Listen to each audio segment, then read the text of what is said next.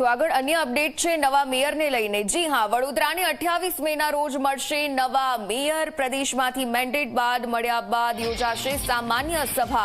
Corporation કચેરી ખાતે તૈયારીઓ શરૂ કરવામાં આવી છે। સાફ સફાઈ, રંગરોગાન સહિતની કામગીરી કરાઈ। ચૂંટણીના 1 મહિના બાદ સામાન્ય સભા યોજાવાની છે। મેયર પદે અજય ડાભી, ચેતન પરમાર, સમીર વાઘેલાનું નામ હાલમાં ચર્ચામાં છે। ડેપ્યુટી મેયર માટે પણ અનેક નામો ચર્ચામાં સામે આવી રહ્યા છે। ડેપ્યુટી મેયર તરીકે અર્ચનાબેન, તેજલબેન વ્યાસ, વર્ષાબેનનું નામ ચર્ચામાં છે। સ્ટેન્ડિંગ કમિટીના ચેરમેન તરીકે ભાણજી પટેલ, અજીત દધીચનું નામ પણ ચર્ચામાં છે।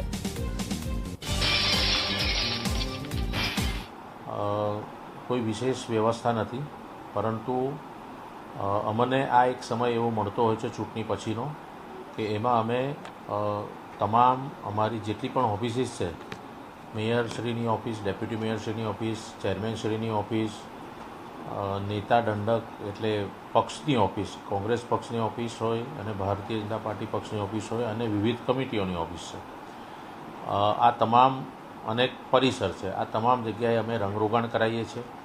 નાના મોટા જે કંઈ રિપેરિંગ કરવાના હોય એ રીતે રિપેરિંગના કામ કરીએ છીએ।